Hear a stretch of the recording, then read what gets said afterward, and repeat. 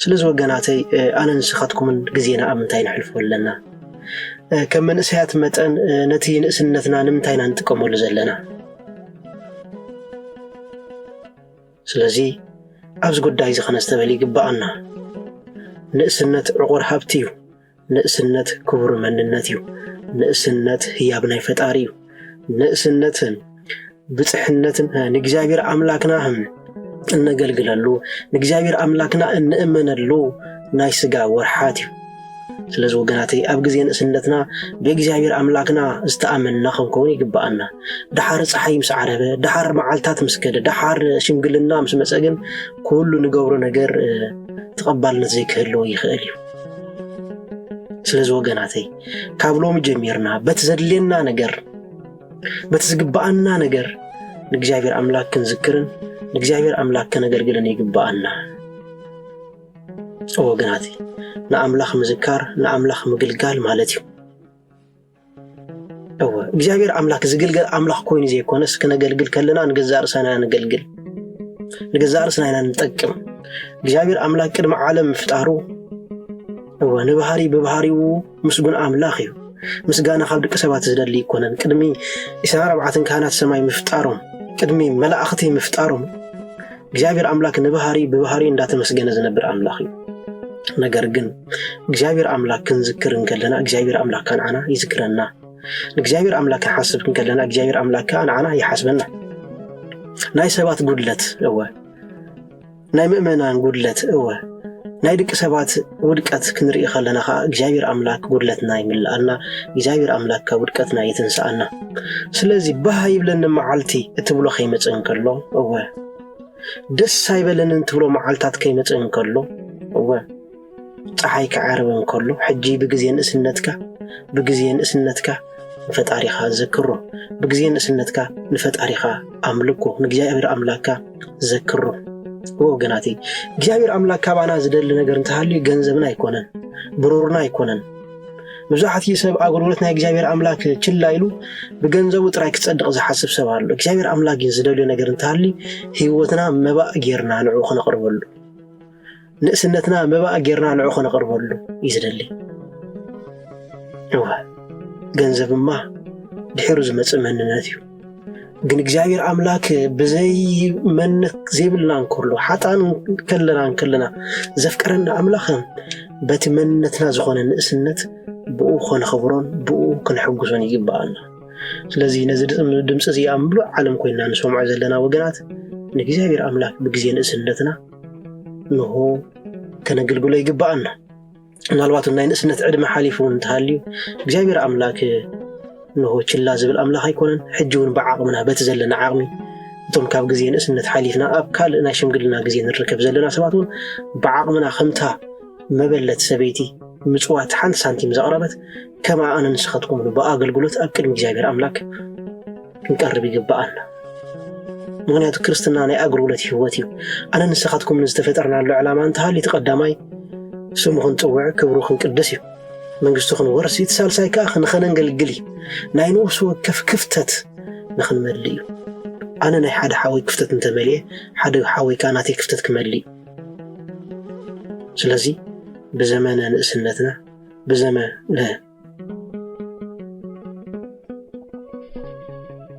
ንእስነትና ንእግዚአብሔር አምላክ ነገልግሎን እግዚአብሔር አምላክ ነዘክሮን እግዚአብሔር አምላክ ንገዛእ እዩ ብዙሓት ሰባት ንአምላኽ ምግልጋል ንካህናትን ዲያቆናትን ጥራይ ዝተዋሃበ ኮይኑ ይስማዓና እዚ ግን ካብ ጸላኢ ዝመጸ ካብ ጸላኢ ሰናያት ዝመጸ ሓሶት እዩ እቲ ሓቂ ግን ንእስነትካ ንአምላኽ ከተገልግል እትኽእለሉ ዝበለጸ ግዜ እዩ ምክንያቱ ኣእምሮኻ ሓያል እዩ ጸዓትካ ሙሉእ እዩ መንፈስካ ድማ ንኽምህርን ክፉት እዩ ስለዚ ብግዜ ንእስነትካ ንእግዚአብሔር አምላክካ ዘክር ናይ አገልግሎት ህይወት ኣብነት ዝኾኑና ናይ አገልግሎት ህይወት ኣብነት ዝኾኑና ቅዱሳን ሐዋርያት ቅዱሳን ሰማዕታት ቅዱሳን ነቢያት እዚኦም ኩሎም ናይ አገልግሎት መምሃራና እዮም ከምቲ ነቢይ እግዚአብሔር ኢያሱ ዝበሉ ኣብ ንእስነት ግዜ نمن كم تقلقلو حج حريو أنا بيتين قنا نجابير أملاكنا نقلقل زبلو أنا نساعدكم نمن كم نقلقل بسعزي نمن كم نذكر نمن مولو جزينا هيبنا كم نخبر كن جنزبي يبقالنا ቅድስት ድንግል ማርያም እንተሪና ካፍጻንነታ ጀሚራ ገና ህፃን ከላ እግዚአብሔር አምላክ ወርቆ ብርዴ እንዳሰፈየት አቤት መቅደስ ኮይና ተገልግሎ ነበር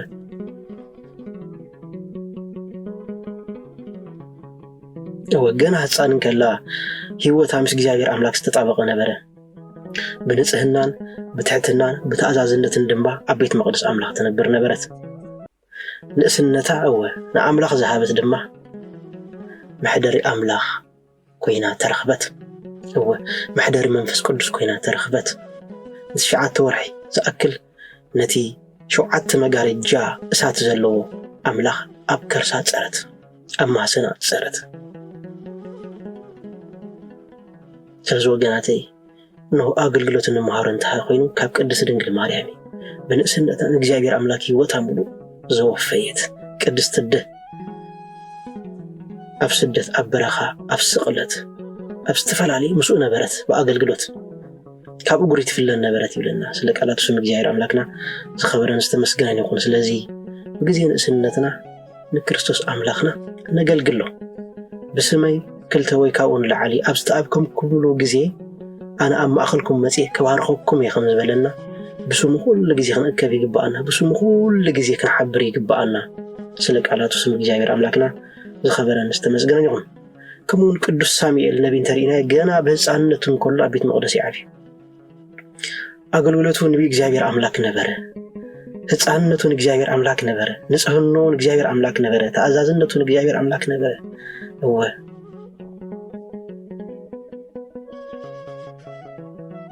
እግዚአብሔር አምላክ ድማ በድምጽ ጸዋዕ ይብለና ሳሙኤል ሳሙኤል ምስወሎ ቀዳማይ ሳሙኤል ከንረኽቦን ኸሊና ታሪኽ እዚ ሳሙኤል ሳሙኤል ይሉ ኣብ ዝጸዋዓሉ ግዜ ሳሙኤል እንታይ ይሉ ባሪያኻ ይሰማዓሎም ተዛረብ ተመስገን ስለ ቃላቱ ስም እግዚአብሔር አምላክና ዝኸብረን ተመስገን ይሁን ሕጂውን በብስምና እግዚአብሔር አምላክ ንዓይና ዓኻትኩም ከም ሳሙኤል ይጽዋዓናሉ ካባና ዘደለ ነገር እንታልዩ ባሪያኻ ይሰማዓሎም ተዛረብ ሎሚ ቃል እግዚአብሔር አምላክ ይዝረብ ሎሚ እግዚአብሔር አምላክ በሓደን በኽልተን ይዛረባሉ ነገር ግን ባሪያኻ ይሰማዓሎም ተዛረብ ኢሉ ሰምዕ ሰብሲ ክንዴና ይኸውን መብዛሕቲና ኣብ ጽንጽዋይ መብዛሕቲና ኣብ ቤላቤሎ መብዛሕቲና ኣብ ናይ ቅትለት መብዛሕቲና ኣብ ናይ ብልሽውና ዓለም ዘለዎ ማስ ሜዳታት እናኸድና ነቲ ክቡር ዝኾነ ንእስነትና ኣብኡ ነብልዮ ኣብኡ ንሕልፎ ዘለና ሰባት እልፊ ቁጥሪ የብልና እግዚአብሔር አምላክ መንፈስ ቅዱስ ይገስጸና ካብዚ ህይወት እዚ ድማ ይውፃአና ስለዚህ ከም ቅዱስ ሳሙኤል ነቢ ባሪያኻ ይሰማዓሎም ተዛረብ ኢልና ክንምስክር እግዚአብሔር አምላክ ቅዱስ ፈቃድ ይሁንልና كمون قدس أنا بذات إن قدس تكلاه مانت إن قدس أبن أرجاوي إن قدس جبر منفس قدس كلهم زيهم ترينهم كافز أنتم جميرهم نجزاير أملاك الزملخو نجزاير أملاك زجر اليوم سواء لأب سواء لولد سواء لمنفس قدس بمبال نجزاير أملاك سمز صوّو نجزاير أملاك الزكري سلزي به أيب لنا تولى معلتات كيمة سوين كله بجزين سنة كعب فتاريخها ذكره فتاريخها أخبره هو ترينا يقول نجزاير أملاك بملء حيل خان بملء قلبت كان تايد بالأخبره أفكره أملكه يدبل تحف لازم بملء حيلنا نقوله بملء قلبتنا نقوله بملء أمرنا نقوله نجزاير أملاك كنا قل له يقبأنا وقناتي حسب نتبيلنا يو إذا حلفنا يا جزية مس بزحات حلفنا خنكونا خلينا قل أتجزية إذا قطر الناس والله إذا حلفنا يا جزية قطيرو موسى ذهب الناس والله ويعصر ذهب الناس والله بس بزحات سبعة جزينا أباخينا هنا حجي اللون مسانا جن جزينا أمس جزاير أملاك أنت نحلفون يرنا جزينا حانت سكندون تكون أبكر جزاير أملاك قطرتيا نسوق قطراي نسوق مسجباي تزحلفنا يا جزية زباخنا يقدم حجين السوء أي تصحفن أبيك تصحف أما مسجب من تايك تصحفن الذي أب جزينا سنتنا حتى نودا نتنس بزي قدس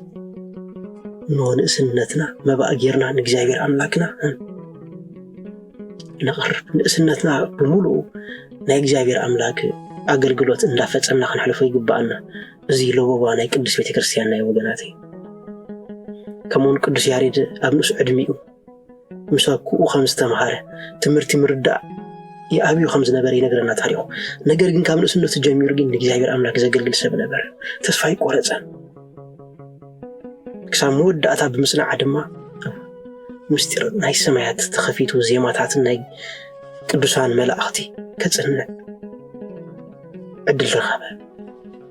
نزلومي قدس ቤተክርስቲያንና ማህሌታ ቅዳሴያ ተዚመው ዘላ ዜማ ናይ ቅዱስ ያሬዳይ ማህሌታ ካብ ሰማያት ተማሂሩ ዝመጸ ድንቅ ጥበብ ወገናቴ ስለዚህ ኣብ ግዜ ንእስነትና ፍጣሪና ክንዝከር ይግባአና ምክንያቱ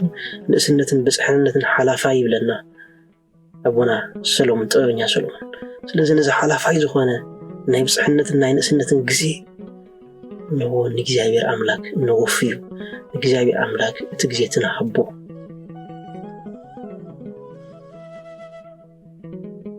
ምክንያቱ ኣብ ግዜ ንእስነትና እንድሕር ነገልግል እንተኾንና እግዚአብሔር አምላክን መገድና ይባርኮ ሓሳባትና ንጹህ ይኸውን ውሳኔትና ንውስኖ ውሳኔታት ከ ናይ ለባማት ይኸውን ህይወትና ድማ ሰላም ይኸውን ዓለም ደድሕሪ ደስታ ዘይጠቅም ነገር ክትከይድን ከላ ኣነ ንስኻትኩም ግን ደድሕሪ ናይ ክርስቶስ ደስታ ንስዕ ስለዚህ በጊዜ ንእስነትና ንፈጣሪና ከነገልግል ይግባአና ንምዃኑ በጊዜ ንእስነትካ ንፈጣሪኻ መገልጋል ማለት እንታይ ማለት እዩ ክምለስ ዘለዎ ሕቶ መብዛሕትኤና ከበሮ ምሕራም ምሽብሻብ ምዝማር ዝመስለና ሰባት ኣለና እዚ ጥራይ ግን ኣይኮነን ኣብ ግዜ ንእስነትካ ንኣምላኽ መገልጋል ማለት መዓልታዊ ምጽላይ እወ ኣብ ልብኻ ቀዳምነት መዓልታዊ ንኣምላኽካ ማብ ማለት እዩ ክትወፅን ክትኣቱን ኩሉ ግዜ ኣብ ኣእምሮኻ ክመጽእ ዘለዎ እግዚአብሔር አምላክ ሙሳኻን ምእታውካን ዝሕሉ ንሱ ስለዝኾነ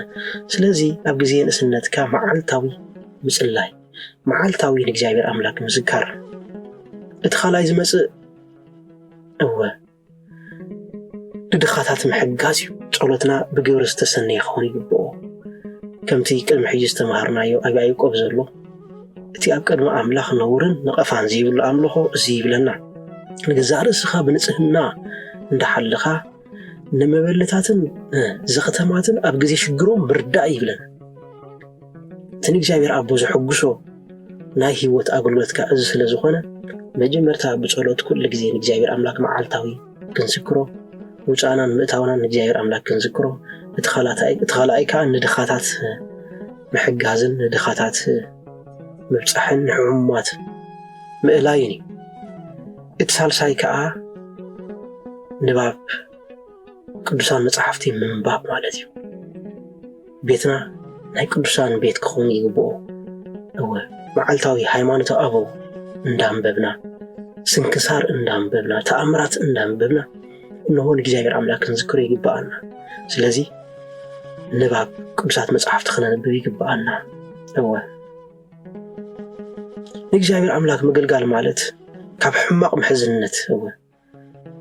ካብ ኃጢአታዊ ልምድታት መውጋድ ማለት እዩ ካብ ሕማቅ ልምድታት ምርሓቅ ማለት እዩ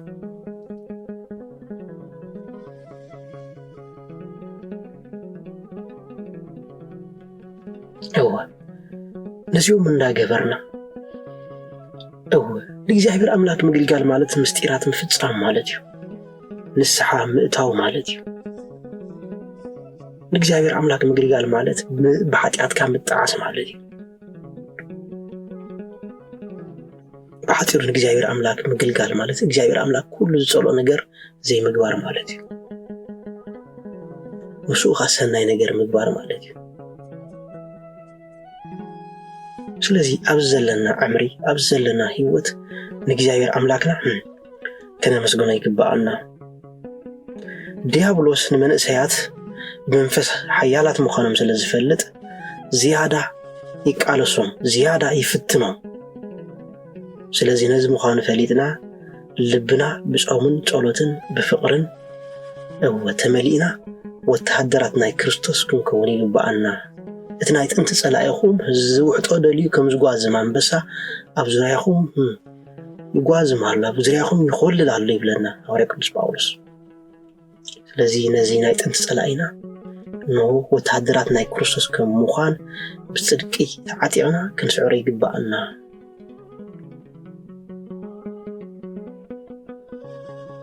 ስለዚህ ንእሽቴ ኢልካ ካብ ናይ እግዚአብሔር አምላክ አገልግሎት አይትርሓቁ። ምክንያቱ ብትሕቲ ልቢ ዓበይት ነገራት ክሰርሕ ስለትኽእል።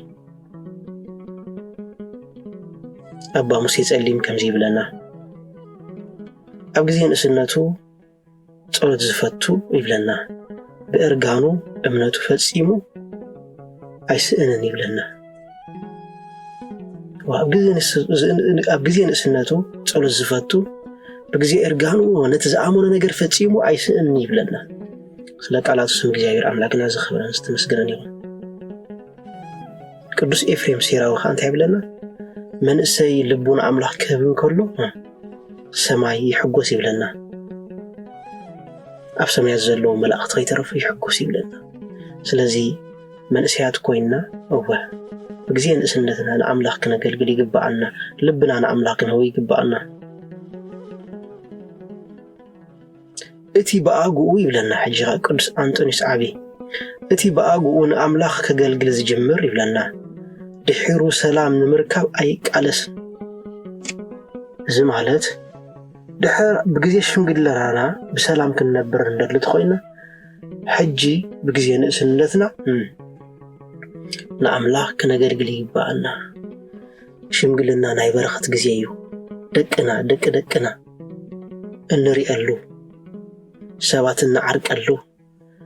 ወሰባት እንምርቀሉ ናይ በረኸት ዘመን እዩ። ስለዚህ ሽምግልናና በበረኸት ዝተመልአ ክኸውን እንደሊ እንተኾይና ሕጂ በአጉኡ ንኣምላኽ ክነገልግል ክንጅምር ይግባአና። ስለዚህ ክቡራት ኣሕዋተይን ኣሓተይን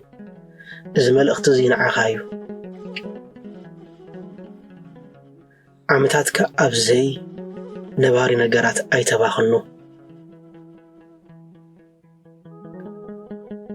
እቲ እግዚአብሔር አምላክ እትህቦ ጊዜ ፈጺሙ አይጠፍእን። ስለዚህ ለእግዚአብሔር አምላክ በትህቦ ጊዜ ክትሕጎስ ይግባአካ። እቲ እግዚአብሔር አምላክ እትህቦ ጊዜ መሰረት ናይ ዘለዓለማዊ ህይወት እዩ። ስለዚህ በዛ ሓላፋይን ኮንትን ዝኾነ ናይ ዓለም ነገር ተታሊልካ እቲ ናይ ዘለዓለም ህይወት ከይትስእን ክትጥንቀቕ ይግባአካ። ስለዚህ እቲ ንኣምላኽ እትህቦ ጊዜ ፈጺሙ ስለዘይጠፍእ መሰረት ናይ ዘለዓለማዊ ህይወት ብምዃን ድማ መወዳእታ ኣኽሊል ዓወት ከውህበካ እዩ። ስለዚህ ሕጂ ንኣምላኽ ኣገልግሎ ብሓይልኻ ብፀዓትካ። ሕጂ ንኣምላኽ ኣገልግሎ ብድምፅኻ ብፍቕርኻ ብህያውነትካ። ምስ ዓበኻ ድማ ብተሓጓስ ንድሕሪት ተመሊስካ ክትጥምት ኢኻ። እንታይ ኣባ ገብረ ኪዳን ኣብ ስብከቶም እንታይ ኢሎም ነይሮም ሓደ ግዜ ሰናይ ነገር ምግባር ከም መሳልለ ናይ ያዕቆብ እዩ ዝምሰል ይብለና። ከምቲ ያዕቆብ ኣብ ሕልሙ ኮይኑ ንሆ ኣብ ቤተ ሎዛ ኮይኑ ኣብ ቤቴል ኮይኑ እንሆ ብሕልሙ መላእኽቲ ካብ ሰማይ ንምድሪ ካብ ምድርን ሰማይ ክዓርጉ ብመሳል ዝረአየ ብግዜ ሽምግልና ድማ ነቲ ዝገበርካዮ ጽቡቕ ነገር ከምኡ እንዳዘከርካ እትነብረሉ ጊዜ ነቲ ብግዜ ንስነትካ ዝገበርካዮ ሰናይ ነገር ከምቲ መሳል ናይ ሰማይ ከምቲ መሳል ናይ ሎዛ እንሆ ደቂስካ ኣብ ዕረፍትካ ኾንካ እትሪኦ ንግዜ ንስነትካ እተማዕደወሉ ዘመን ይብለና። ስለዚህ ኣብ ግዜ እርጋና ኾይንና ንመሳል ናይ ሰሎም መሳል ናይ ያዕቆብ ክንርኢ እንደሊ ተኾይና ሕጂ ሰናይ ነገር ክንሰርሕ ይግባአና። ሕጂ ሰናይ ነገር ክንገብር ይግባአና።